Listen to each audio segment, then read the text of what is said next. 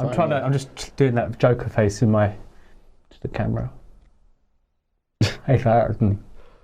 All right. Ladies and gentlemen, I don't know, how do I do the intro for this? You can play the clip of it. Joaquin Phoenix makes a triumphant return from the last thing I remember him doing, which was a fake documentary where he was pretending to be a rapper. Do you remember that one? I was never really there. You were never really... No, that's a different one. Oh, that's the last film, yeah. No, you had one that was called something else. They were never really there, something like that, where he's like a private detective. I'm going to probably... No, not a private detective. He was like a mercenary paedophile killer. Okay, well, on the back of watching Joker, I will now watch They Were Never Really There. No, that's not what it's called. We've got to get it right. It's something like that. The DVD's lying over there somewhere. No, or maybe it was never really there. It's called You Were Never Really There. They Were Never Really Here, something like that. No, I just said, you're confusing me now. Anyway, this film... You Were Never Really There. What's the film Joker about, Tim? We have to cut that. Joker. Joker is Todd Phillips directed, Joaquin Felix. Cut. Start again. You're right. We don't have the right intro. What's the intro? It's a weird film, and it's kind of hard to sum up. Okay, I'll start us off. What it's about. I'll start us off. Tonight we're going to talk about Todd Phillips and Joaquin Phoenix in Joker. It's been reviewed by a lot of people, but we thought we'd do a review as well. So a very belated review of Joker, because everyone's talking about it. It was a great film, so why not? The fuck it, that'll do.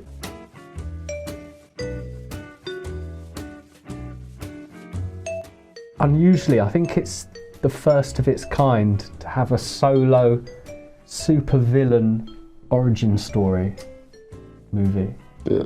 Because we've had like a decade's worth of superhero origin films, all the Marvel ones and the various DC reboots.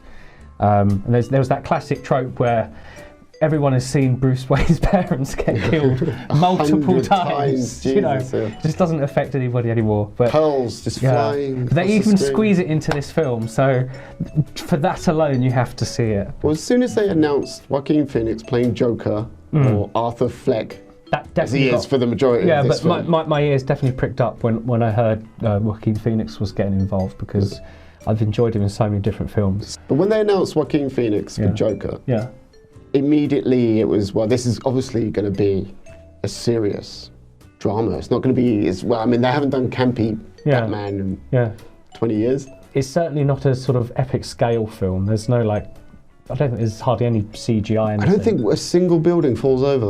Not one. It's not any explosions. Which is odd. It's like one car for a DC movie. It's a character piece, really, isn't it? Where, just an examination of a man's breakdown, a man who's already broken, getting even more broken, and then breaking. It reminded me of a sort of, not quite one-man theatre show, but you know how a theatre show, it will be centred on one character, one main actor. Yeah. Everyone else, maybe they're on the stage for a total of like 2-3 minutes, and then the rest is just the lead actor. And that's what Joker is. But I did enjoy it. I thought it was a good film. You want to see it again?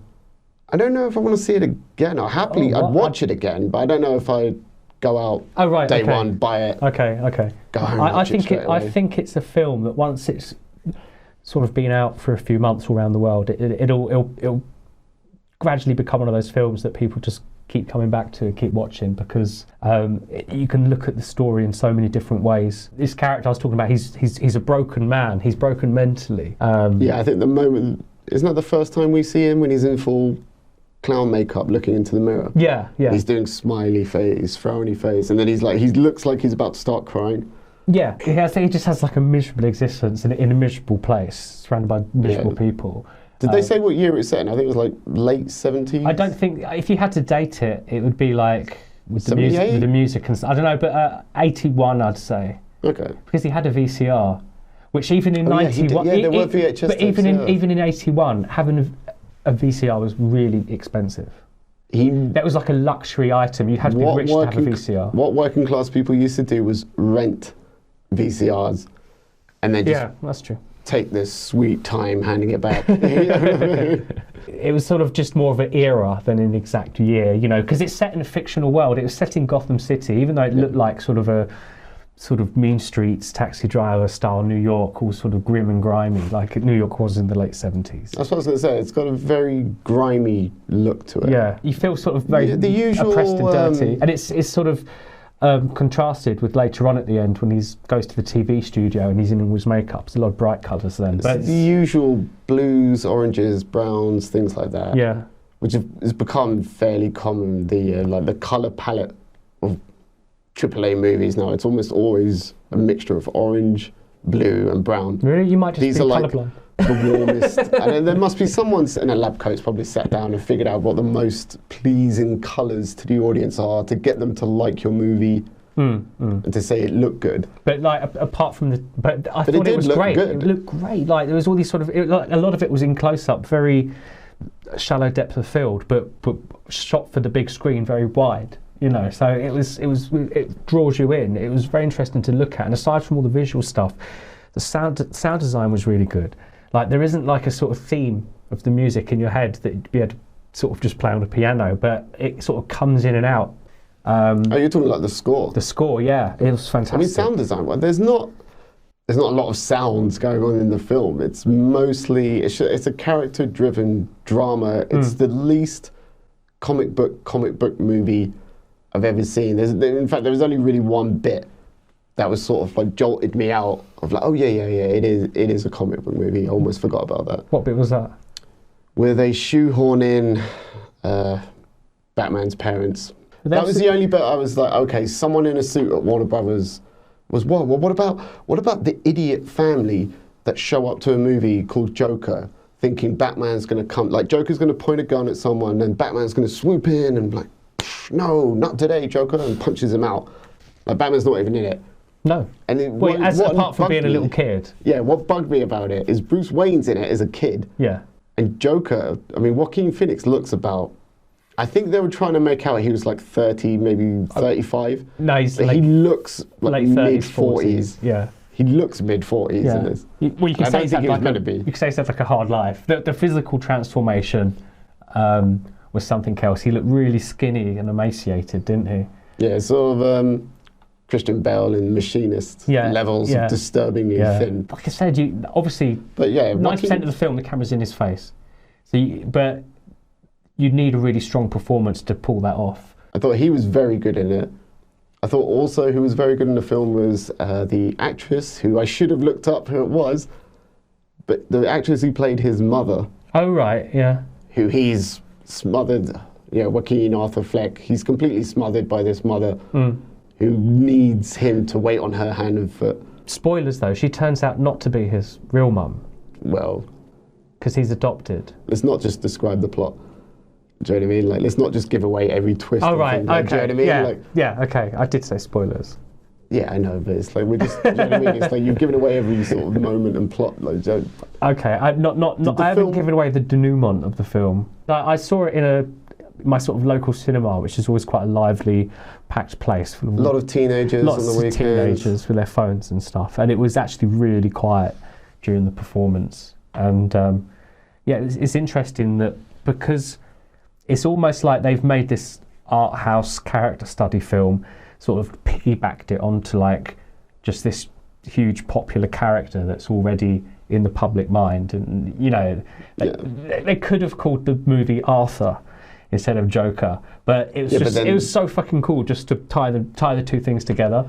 No one would have gone to see it if it was just called Arthur Fleck. Yeah. Joaquin Phoenix is. Yeah, and it's just so the timing of it, of just like this whole sort of clown world meme and everything. It's just a great sort of coalescence of ideas. I mean, I was really impressed early on with the film, with its portrayal of someone who is actually suffering from the full-blown psychosis, seeing people that aren't really there, having experiences.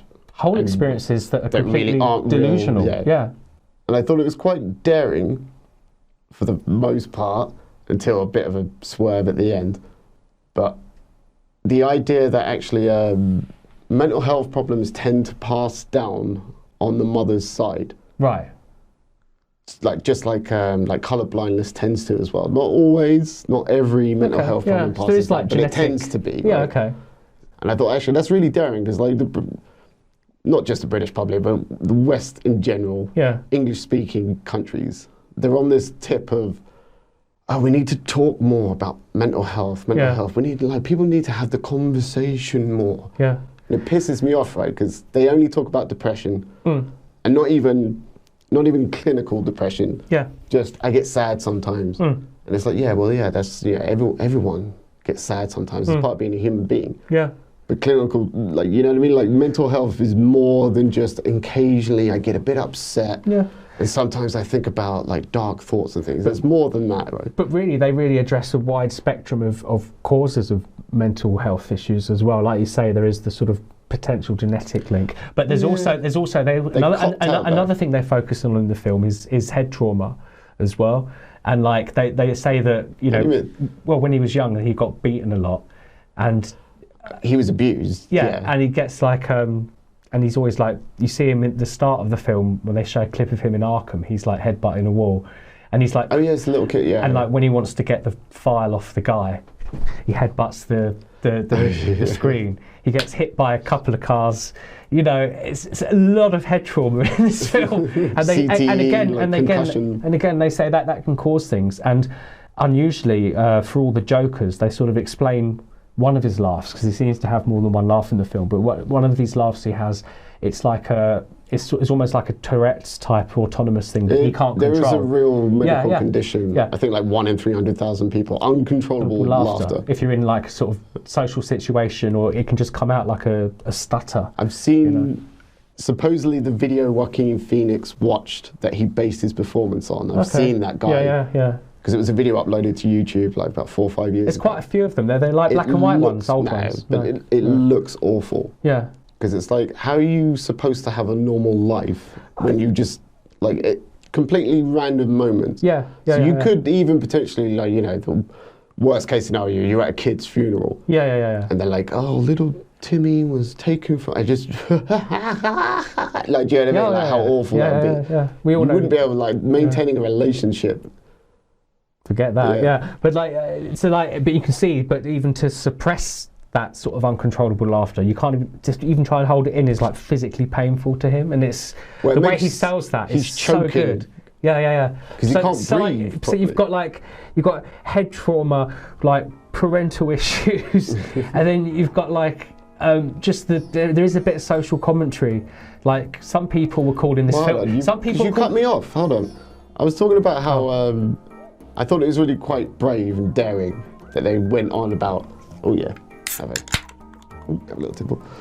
I thought it was quite brave where they sort of implied it was just his mother had serious mental health problems. Yeah, and those were basically passed down. Yeah, you can obviously, like, people can just have like a traumatic experience at a young age, and that could lead. Yeah. And I was like, do you know what? I really did hope they didn't go that route.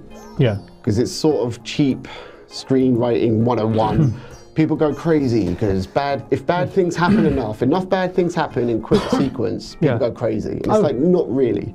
Well, people are more disposed to it than others are, and so forth. But then you think about, it would have been really refreshing if it was just.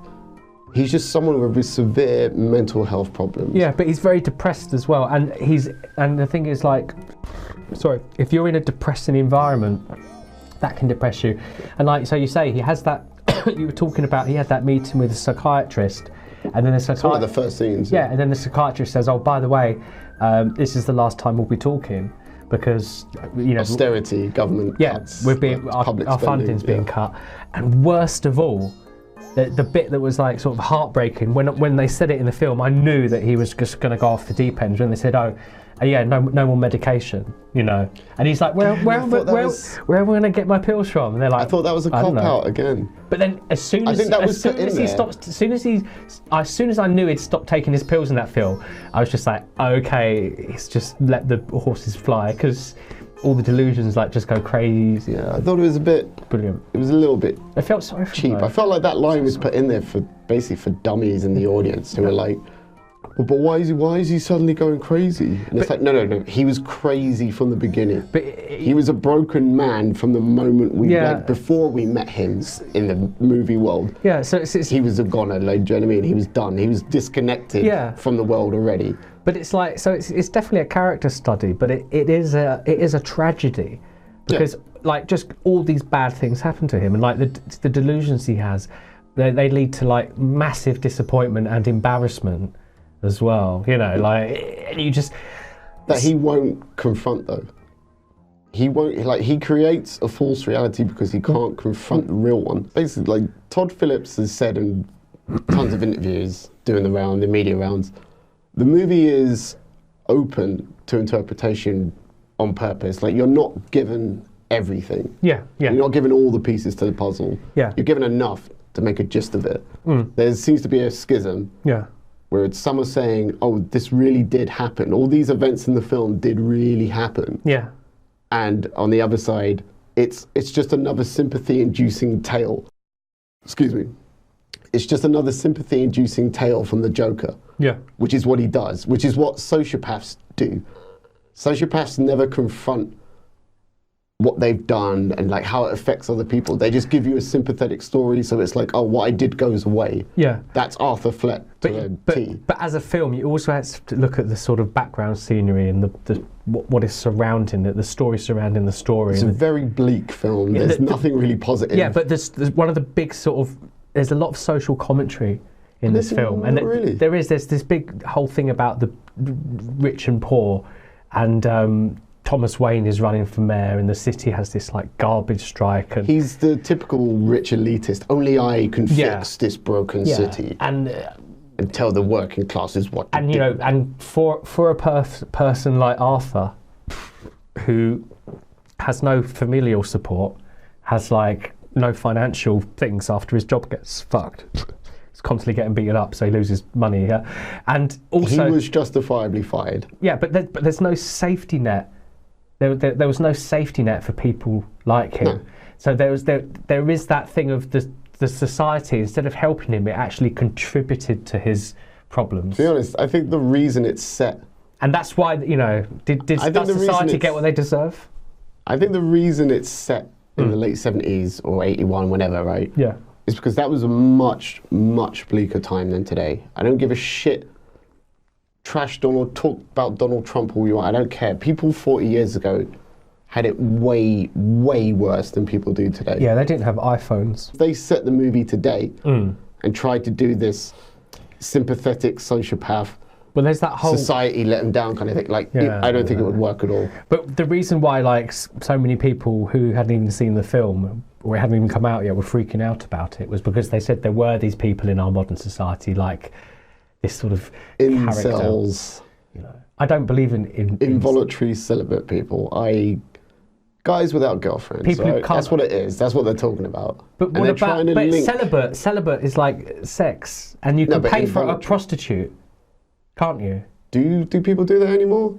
Yeah, there's probably like women who are like turned on by losers. Yeah. Okay. Yeah. Yeah, I doubt it. I think there is probably a male fantasy of where I take some bum and build her up into, like, I take a loser woman and build her up into a winner. Maybe there's a sort of male fantasy thing going there, but we're off topic. Yeah, we're talking about the movie Pretty Woman, Richard Gere. Look, at what point did you realise in the film, okay, not everything is as it seems in this movie? Funnily enough, I'm trying to think of a film of recent years that I could compare it to, where like you can almost choose your own adventure. You know, like you can say, oh, because it's fuzzy, I choose it to be this way.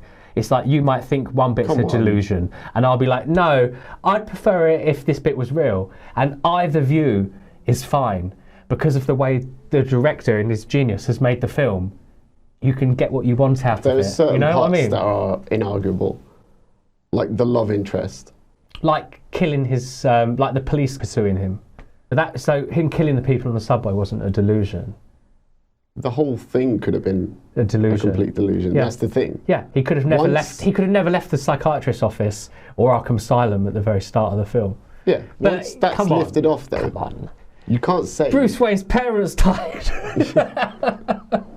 He has this like lifelong dream of being on what was the Johnny Carson Tonight Show? The Murray Show, it's called on this. Presented by Robert. Yeah, because Warner Brothers probably don't own. Presented by. I think it's Universal that own it. So Robert De Niro, isn't it? Yeah, they can't call it the Tonight Show, and they can't say Robert De Niro's playing Johnny Carson, but that's basically what it is. Maybe it was a premonition. No. Premonition. Could have been a real thing. Could have been a premonition. I like the last Maybe that's scene one of the too. Joker's secret powers. The physicality of the guy, Phoenix, as well as starving himself. He obviously took like some dancing lessons. I doubt that. Oh, some of the moves he was pulling off. I reckon you play that. Fantastic. You pull back. Yeah. And play it at normal speed. Okay, he looks really awkward and like clearly someone who can't dance. Right. But slow it down. Zoom in on like just a limb here and half a face here. Everything looks beautiful in slow motion. Exactly. Yeah. But I asked you, like, what point of the movie were you like, okay, not everything is as it seems, or did you just watch the whole film like, yes, this all happened, including even the crazy bits? Well, for me, like, I'm going to get into spoiler territory, but like when so like when basically the whole relationship he has with his next door neighbour, I can't remember her name, but she's played by the actress Zazie Beetz. I don't think you get her name. Yeah. Probably because he doesn't actually know her name. Yeah. Because he's probably never really spoken to her. Yeah, but like, it's that's crazy, isn't it? It's when he went like this to her. Yeah. And she did it back to him. Yeah. Straight away. No. Straight away, it should have been this. For me, it was like, I don't know. It's just so well done. Like when he went into like, so he's just murdered these guys in self-defense, arguably on the subway, and like and he's sort of like. He murdered one of them at least one of them in true cold blood. Yeah. Like psychopathic almost. Yeah. Shot him in the back when he was running away. Yeah.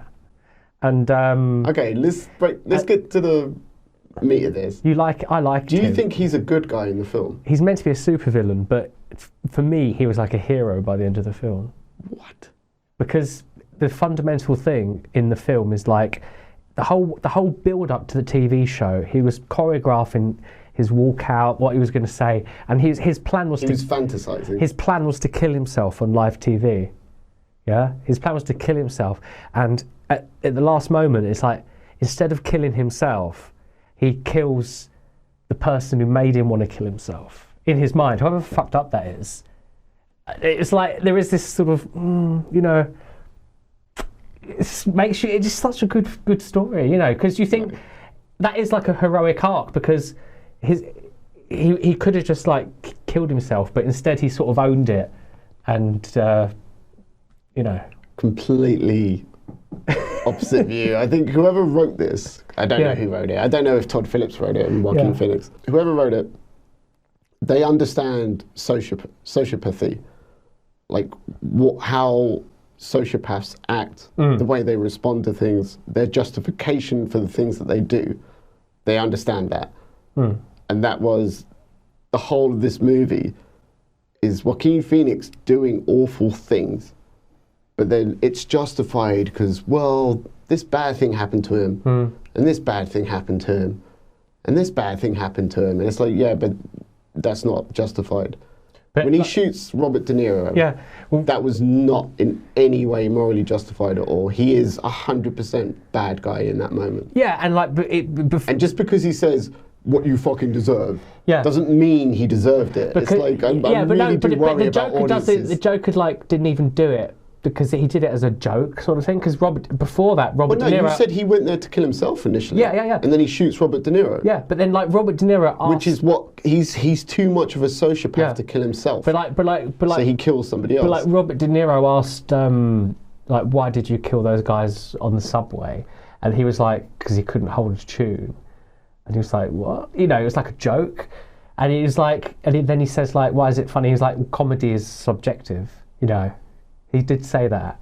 Yeah. And like, and he was then he says, the next thing he says, do you want to hear another joke? Like that, and bang. So like, yeah, but that was a joke. It's like not funny. Obviously, it's murder. I like that scene, but he justified himself. it's Arthur Fleck's moment in the light, the spotlight. Yeah. Well, I suppose at this point he's Joker, because he says, like, introduce me as Joker or whatever. Yeah. Right? He's sort of gone through a little transition, but to me, I think it's like it's a faux transition. He's already a bad guy. Yeah. Long before he decides to call me Joker or whatever. But the point is, that scene is like, it's tension building up, right? Yeah. Because he can't justify what he's about to do. Oh, we lost a light. Crap, that's not good. It doesn't matter. We lost the light bulb. But he can't justify it. And so he goes like, oh, do you want to hear... But he can't hear another joke. He can't justify anything. And then he's so he knows detached. at that point what he's going to do. I see it differently, because at that point, like, he'd become the Joker at that point.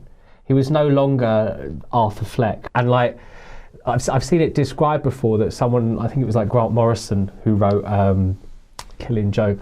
Is it Grant Morrison? Anyway, but Alan Moore, but someone. But they said like Joker might actually have a superpower that was like super sanity, where like he's actually like removed from the reality of it. He's like apart from it or above it, and like so at that point in the film, he was like, he's just got his own worldview. He's in his own.